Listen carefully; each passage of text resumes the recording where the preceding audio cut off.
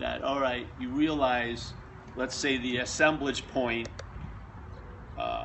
isn't working, and now your first movement is to try to move the assemblage point, and you don't realize that which is moving the assemblage point is the assemblage point. So the assemblage point migrates to all the actions to correct the assemblage point.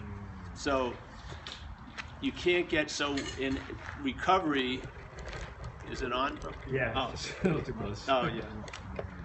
In recovery, there's things that people have learned over the years, because it's not in the book, the textbook, but it says, there's a statement, self can't get out of self.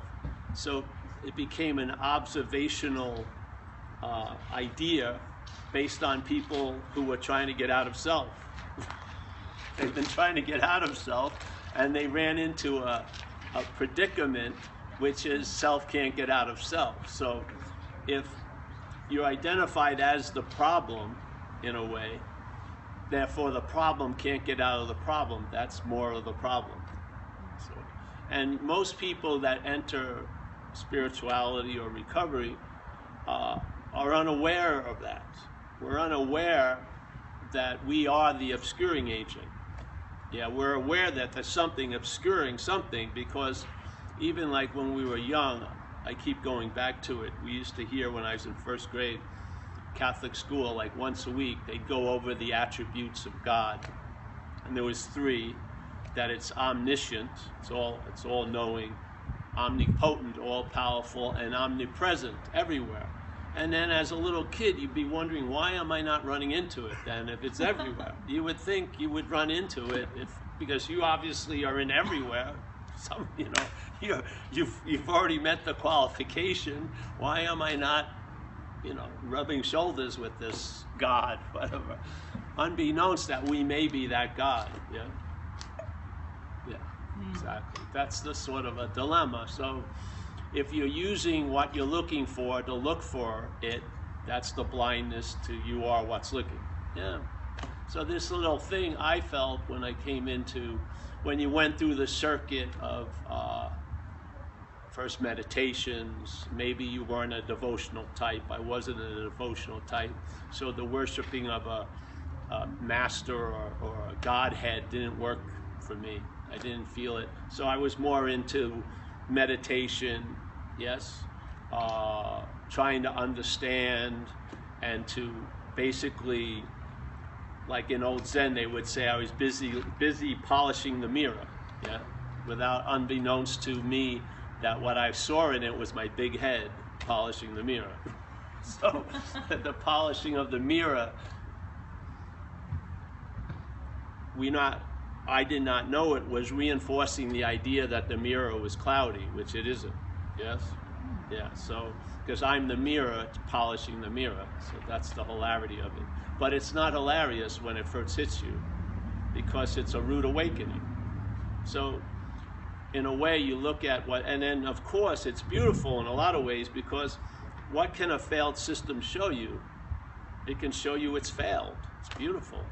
And so when the system that you call or you thought was you is seen to be failed, something can still continues. So there's a sense you're not that, yeah. Even though there was an assumption and an insinuation and just a lazy habit, really, of taking yourself to be a mental idea, a construct that's reinforced by the mental processes, yeah? So it's lazy in a lot of ways. So there's an assumption or a presupposing or just a stubbornly implied reference point that I'm living life from, and the reference point maybe needs to be questioned, Maybe you're not that, yeah?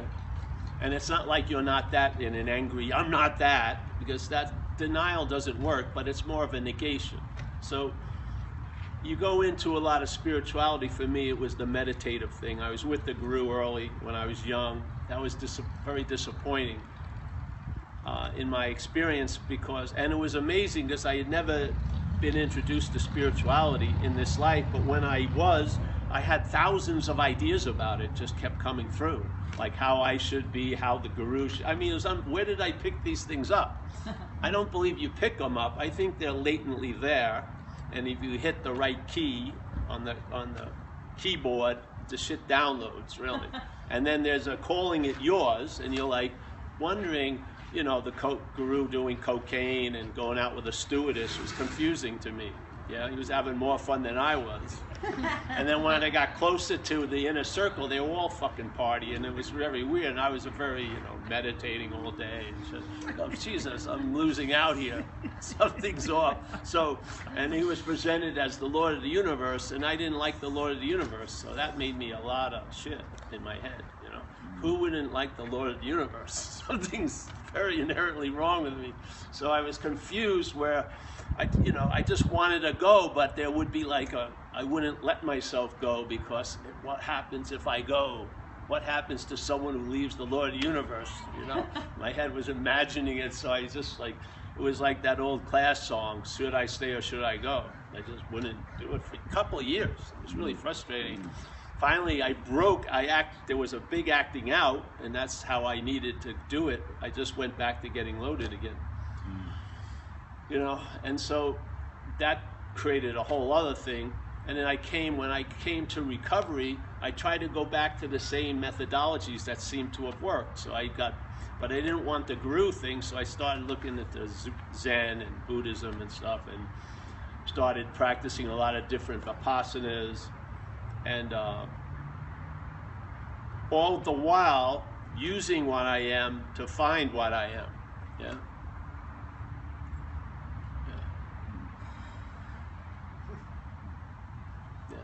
The using what I am to find what I am is the blindness to what I am. And the blindness gets reinforced by extreme looking. It does. All the concentration and the vigilance was being misdirected in my own experience. I was missing the whole it was like becoming a master of trees and missing the whole forest. It was incredible. You know? And so it took its trajectory, and of course the failedness finally lands, and you know, first there's the blaming you, obviously, you're not doing enough, you're not meditating enough, so you keep switching the vipassas, you know, and then a weekend retreat will inevitably lead to a week retreat, and then a 3-month retreat, and then maybe I should move into the fucking temple. You know, it has its own progression, and there's nothing right or wrong with it. It's a nice way of life, if it is for you, if it's the seed assignment. But it's like a constant, it's generated and expressed in time, and it reinforces time. And the solution has nothing to do with time.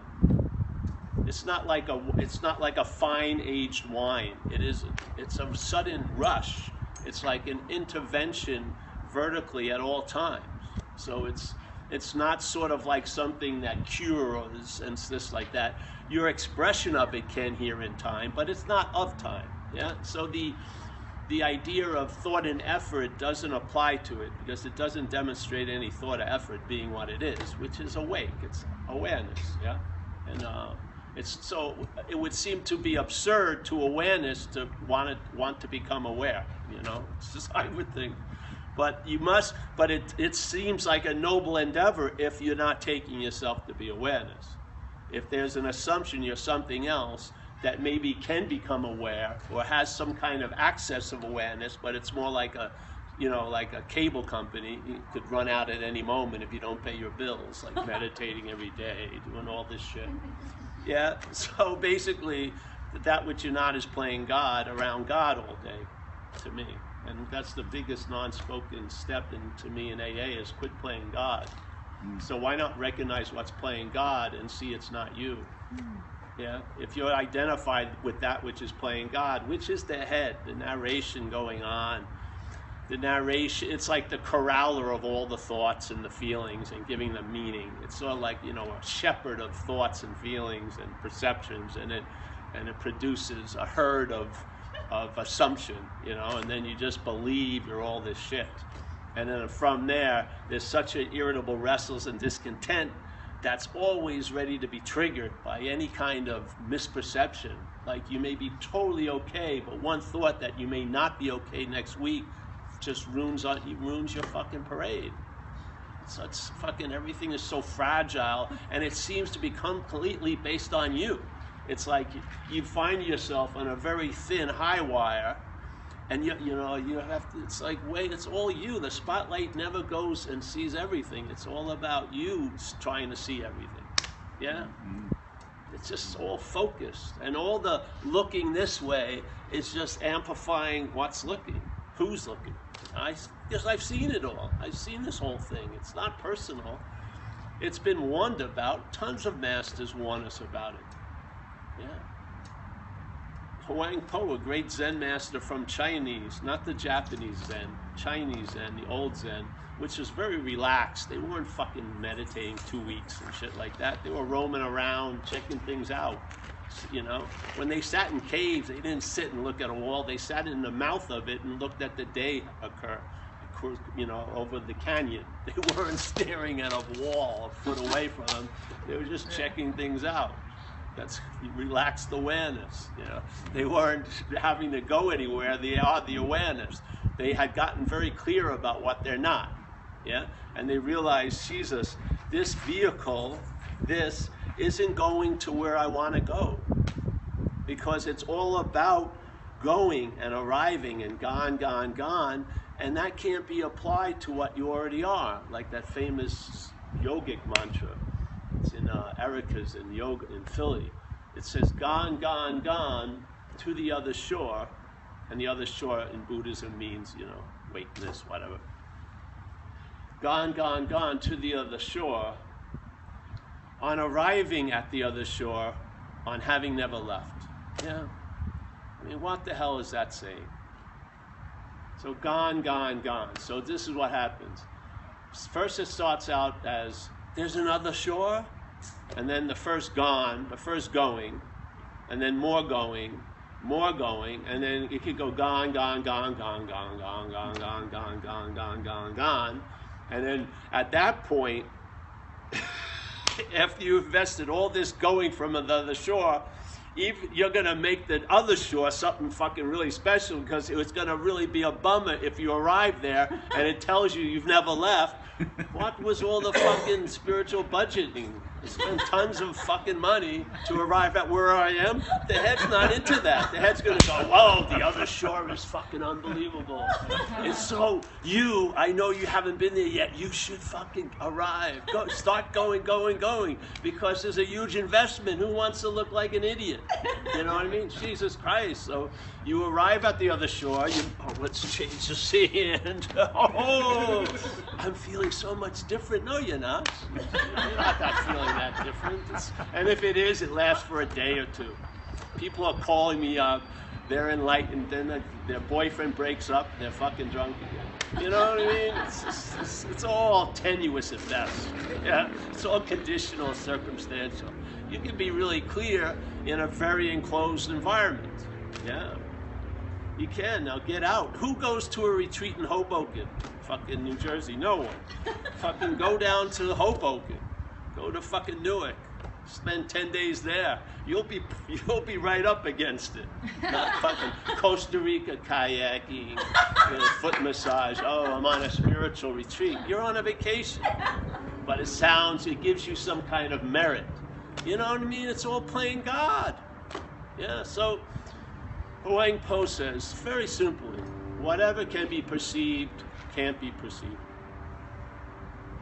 All right, so let's start there. So there's perceiving.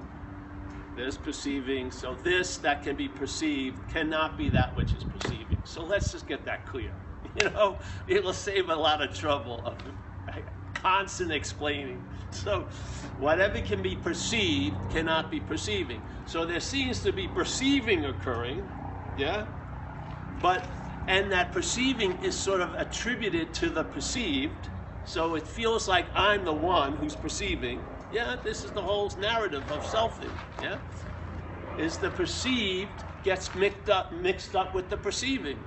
Yeah, so the object thinks it's the subject, really, or it's the mental state implies, supposes, reinforces it, insinuates that the body is doing the subjectness.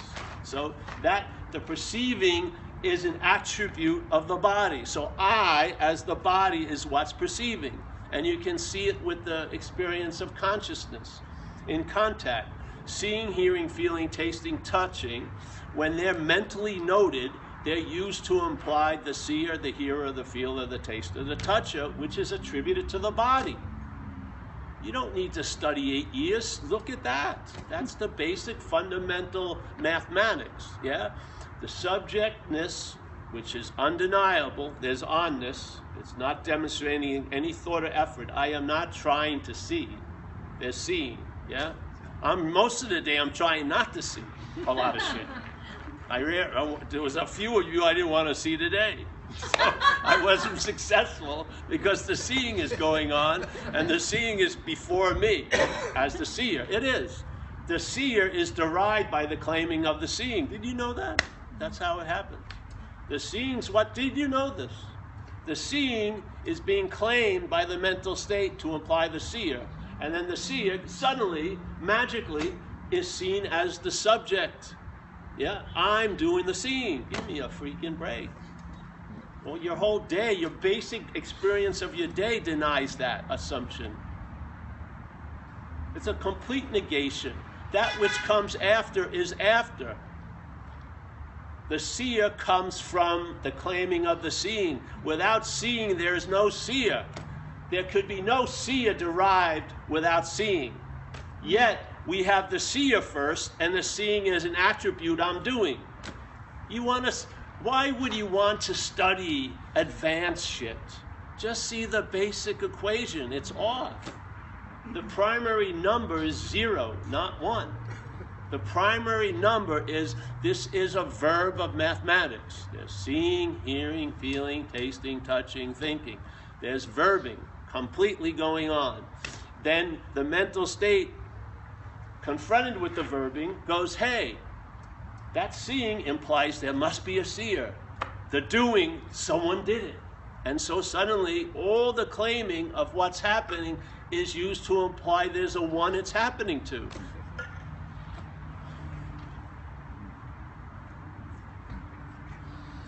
So suddenly that which comes after, which is you, is implied to be before. I've seen it tons of times at these talks. We use the word selfing, yeah, because selfing captures a verb, and the verb is the act of being identified as a self. And my feeling of a self is the sense of being a long-lasting, independent, separate entity, yeah, a thing that is the seeing, the hearing, the feeling, the tasting, the touching, the doing, all this shit, yeah? So this act of being identified as a self isn't like, the verb isn't the act of being identified and then there's a noun self, it's a verb completely. The verb implies there's a noun. That's what it does. So the act of being identified as a self, that's the mental processes. If you go back into the memories picture you as a body. You can't be remembered as spirit. And if you remember yourself as spirit, it's framed as a body. Yeah? If you're worrying about yourself in the future, is another form of remembering you as a body now. Because you're worried about you as a body in the future. You can't worry about you as a spirit. How? Yeah? So here it goes. So the act of being identified as a self. So there's selfing, this activity, the claiming of verbing, and it implies the noun. And then when people come to these talks and they call me after the first week of listening to the videos, they go, Paul, I've been selfing all day. That's a perfect illustration of what I'm talking about. They've now noticed the selfing, but the noun they didn't see get formed, and now they think they're the one selfing. Or they take the other role, the selfing's driving me crazy. So again, they're the noun that the selfing is driving crazy. That's the fucking bondage. The bondage is that which comes after starts to be the before, and therefore the before has to seemingly be forgotten. So the I am is used to verify I am Paul. The I amness, the onness isn't noticed. It's used to reinforce that it's Paul. And then you don't go back to the I am, you take off from Paul because Paul now is the I am. but it arrived there by I was and I will be. I was Paul, I will be Paul, therefore I am Paul. It's a fucking mental logic, and it's insane, but if you're in it, it makes total fucking sense. But when you see it from outside, it is insane. That which comes after now becomes what's before, and you base everything on a noun when there isn't one. Your whole day is based on verbing, and yet the narration is based on a noun. Something's off. Something's not, and they're not aligning. Yeah? They're not aligning, and they're not going to align. This is what non-duality is. Non-duality is not two. It's basically saying there is no subject-object going on. There's subjectivity going on. So there is no two. So there's no need, I got to align it, I got to land it perfectly, it's shaky, you know what I mean? It never lands, you know? It's none of that. That's all the fucking pursuit we've been doing for so many years. Not that. Not that. So whatever can be perceived can't be perceiving. You can't use the Buddha to seek the Buddha. You can't use mind, big mind, to seek mind. You can't use light to seek light. These are observational testimonies. People saw it. They saw what was going on. They saw that in their experience, what was happening was the Buddha, unbeknownst to itself, seemingly, was using itself to find itself. And so when Huang Po was sitting here talking to us, he didn't see us as Daniel and Amelia and Mike. He saw us as the Buddha.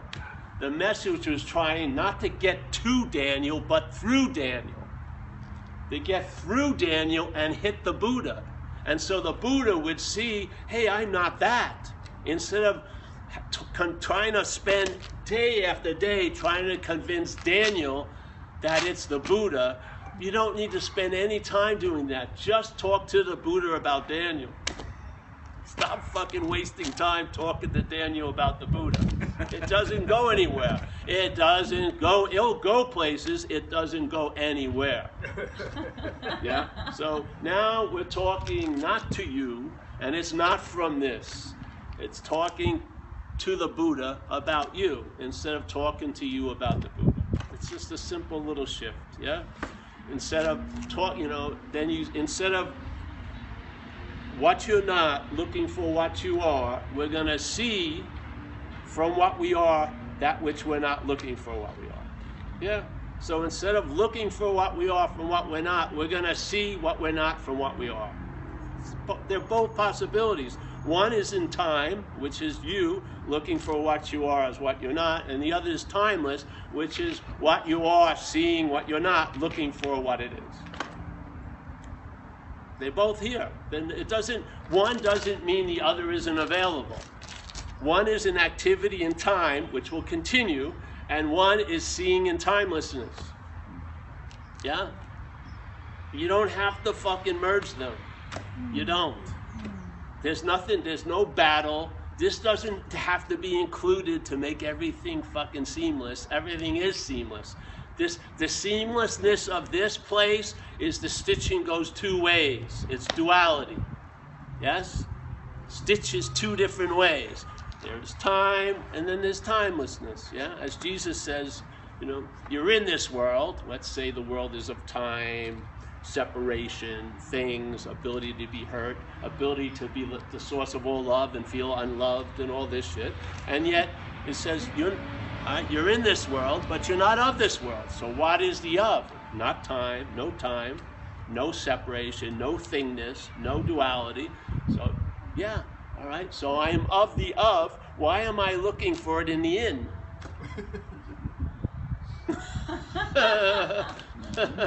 The ofness is looking in the in for the ofness. Fuck that, and just see, hey, it's looking in the in. Who cares? And then maybe instead of having these incredibly noble, heroic goals, looking for a latte today. You know what I mean? Fucking, or some shoelaces or something. You'll be successful. You'll be more successful today going that direction than these fucking heroic, Homeric voyages the head wants to go on. Because it's all about it. That's all it is.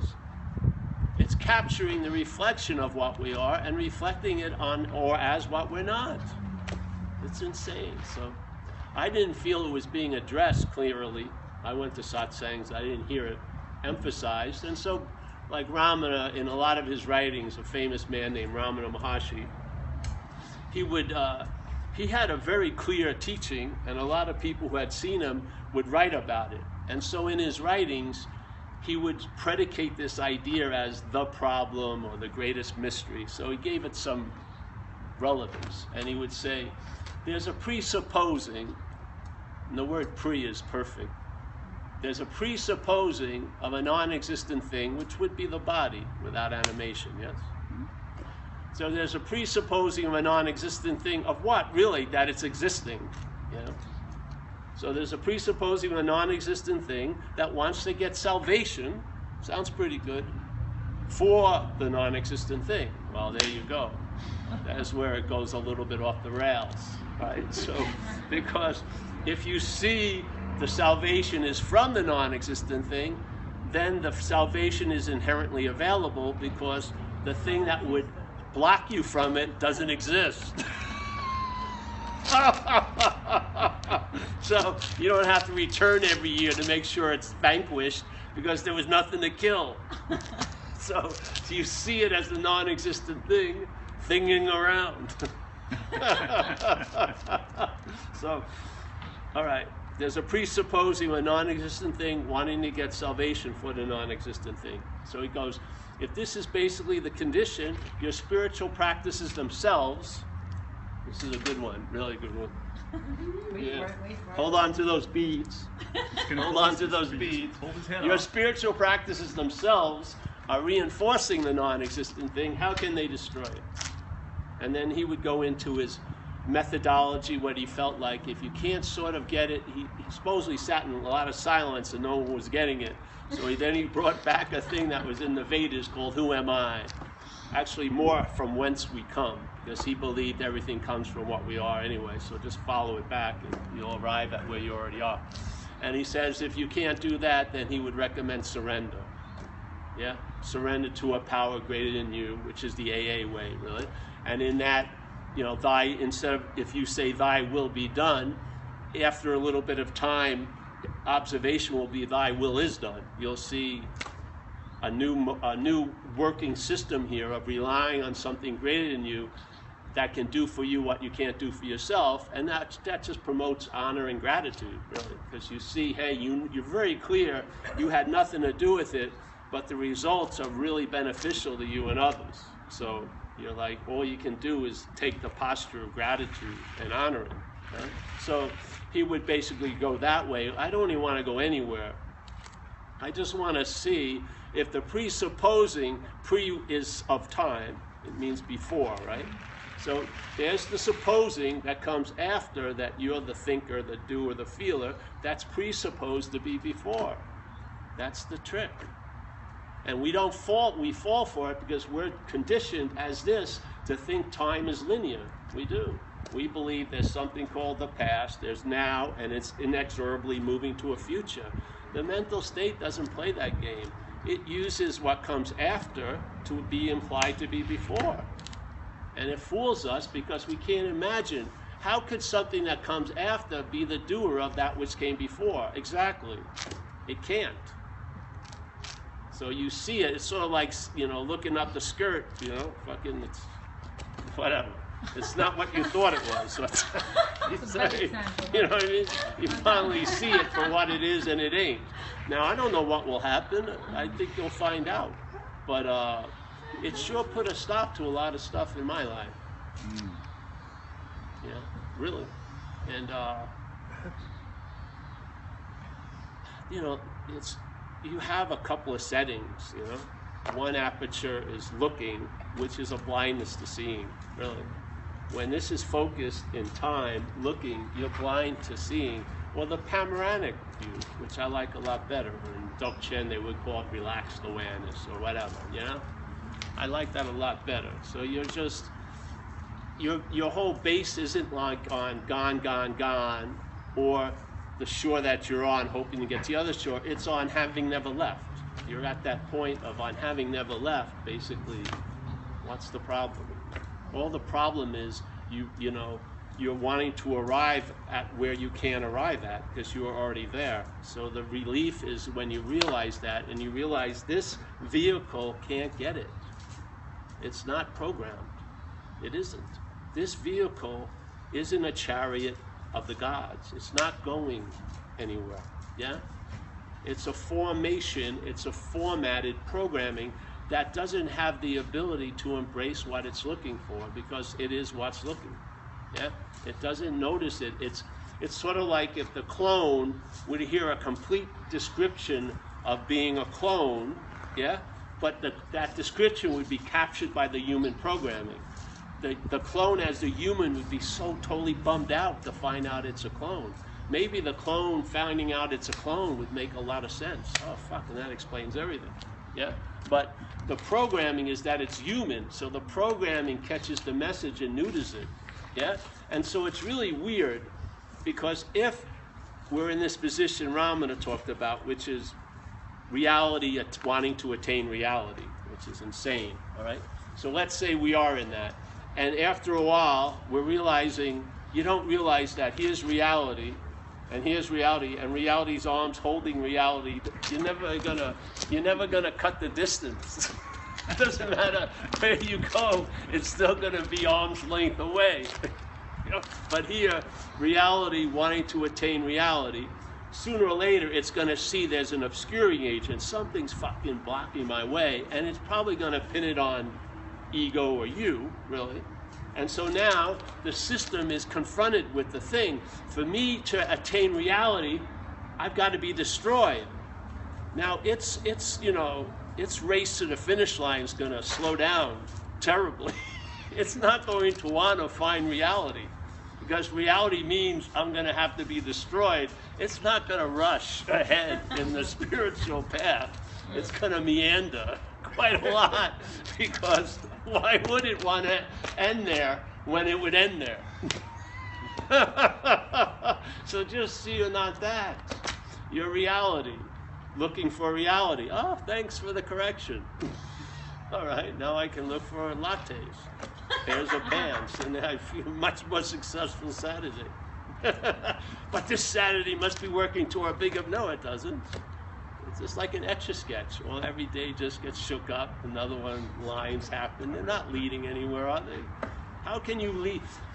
You know, we always use the image they used in old Zen, the sky. You know, sky is like mind.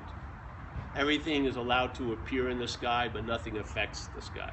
That's sort of like what we are. I don't believe anything you did or didn't do has hindered or promoted your trip unless you believed it. You know? Seriously. So I feel like everything has a value. Some of it is to tell you how failed it is, so that you can live unencumbered by all the miscellaneous shit. Yeah? And the looking, for me personally, was the biggest blindness. I was sincere and earnest, and I couldn't see a fucking thing, really. It's when I lost complete interest in it that things became readily available. And you can't try to lose interest. That would be interest.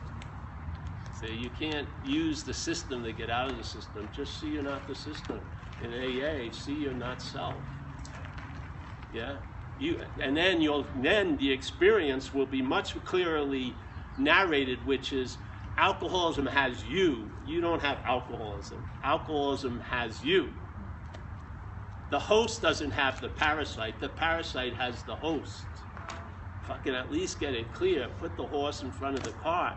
If you keep listening to a narration that you have and you did, and all the manifestations for the people in recovery, there's a simple statement. You can look at it on page 64, near the end of, it's going right into the inventory process, the working inventory. It says, being convinced, which means to believe with certainty. I read it when I was young, looked up its definition. Convinced means to believe with certainty. And being means I'm convinced right now. It wasn't I was convinced and I'm going to be convinced. Being, I am convinced right now of what? That self manifested in various ways, is what has defeated us. I'm convinced of that now. Yeah. All right, so being convinced of that, we're going to look at its, self's, common manifestations in our lives. Yeah. And therefore, we're going to look at how self defeated us by its manifestations. So the next paragraph is resentment. And in AA, we say resentment is the #1 offender. It kills more alcoholics than anything else. All this stuff. And so if you follow the logic that he may not even know he was presenting it, but the way it's said is that resentment is a manifestation of self in one of our lives. Yeah. Fear is a manifestation of self. Actually, it's mostly mental anxiety.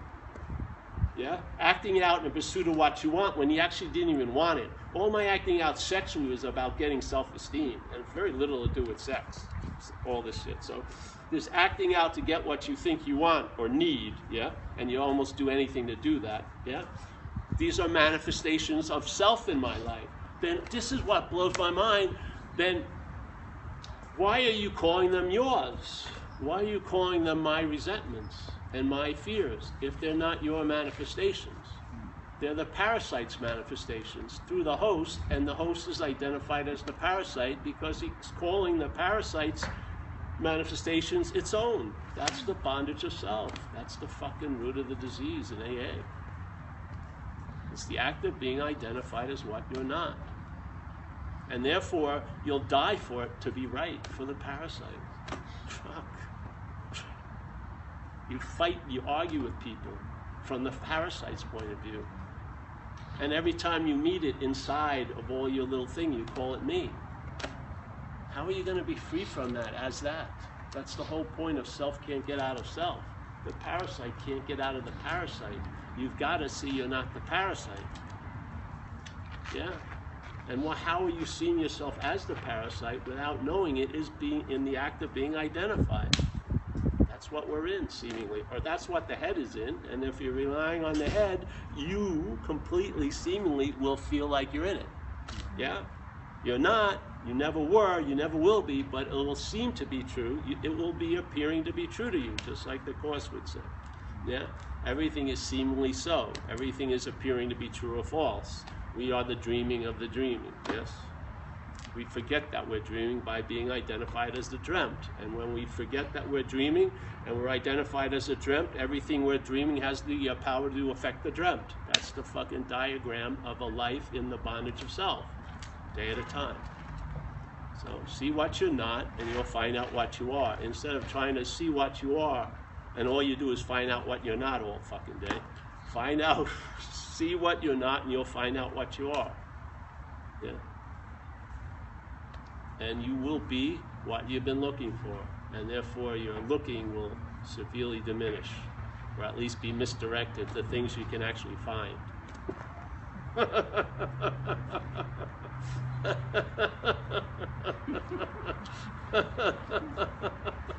So, there you have it for today, I guess.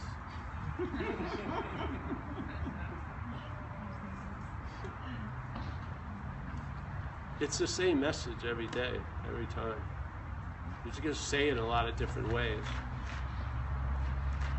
Like this thing for me, as this, all it's done is huge, is that it's allowed this to travel lighter.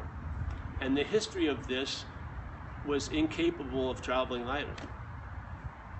This, uncorrected or undirected, always led to me having to be managed by other people. I'd have to be arrested or put in programs or somehow fucking detained. Yeah? And one of the many, many effects here of entertaining this idea is I've traveled lighter over a vast amount of time and an incredible amount of conditions. Now, it didn't promise me everything was going to be great, but it has delivered that I'll travel lighter through everything that's in store for me as the action figure. And humbly, after years of observing this, I came to the conclusion, what more do I want, really, as this? This doesn't want heaven. It wants an ease and comfort, really. Yeah? And so this is the basis, and I would call it, in this topic, which I was sincerely interested in, it's been the last answer. which is it's taken any need to have any other answer completely out of it. Yeah, I have absolutely no interest in spirituality whatsoever. You know, I mean, it's nice sometimes. It's nice discussion because it's like mind candy, but in fact, I have no interest in it because we are it. Yeah. From here, it would be much more supportive of what I am to be interested in other things. Really, this doesn't need interest. It's being what I am. It doesn't need my help. It doesn't. You know what I mean? So, and this is the dilemma. You can know what you're not. You can. You can study what you're not. That's the whole point. In AA, we say self-knowledge avails us nothing. But I like to flip that. Knowledge of self is valuable. Because if you have knowledge of what you're not, you'll get a sense you're not that. And the whole root of it is identification as. Yeah? So there's value in that, right? So you can know what you're not. You can have an understanding of what you're not. You can read and identify with other people that saw what they're not. Yeah? These things are all available. But you can't apply that to what you are. You can't know what you are because you are it. You can't understand what you are because you are it. You can't experience what you are because you are it. Yeah? So the point is, the mental state believes it is, therefore it wants to apply the same thing it knows everything else to what it actually is. It can't. Yeah? That's why it's a failed system. This is never going to know the truth, ever. The only truth it can know is that I'm not so, really. Yeah, so, all right, any questions? No? All right, well, let's pass the basket. Honey, you want to get a key? Where's the new book? Yeah, the timer's going. We Oh, restarted. let me see, no, that's the old one. I gotta get the new one. Yeah. Whatever, somebody has it. What, oh, the books? Well, never mind, forget it. Yeah. Oh, here it is. Here's the new book on having never left. We'll also be in LA August. You know it? We'll be in LA August 24th and 25th, and then we'll be back in East Coast. You can buy it right now from me or from our Amazon. Just go Amazon on having never left. Right? But we have plenty. Amazon. Going down. Yeah. Gone. Been there, bought it. Gone to the other bookstore. Coming here on having never left. Buy it twice. Where does this go now? 15. Go anywhere Maybe else? you look back. Unless- Yeah, turn it off now.